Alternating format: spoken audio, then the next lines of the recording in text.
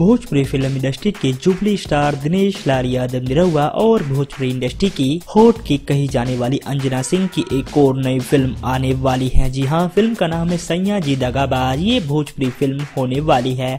इस फिल्म का आज पहला पोस्टर रिलीज किया गया है और इसे साझा किया गया है उदय भगत द्वारा।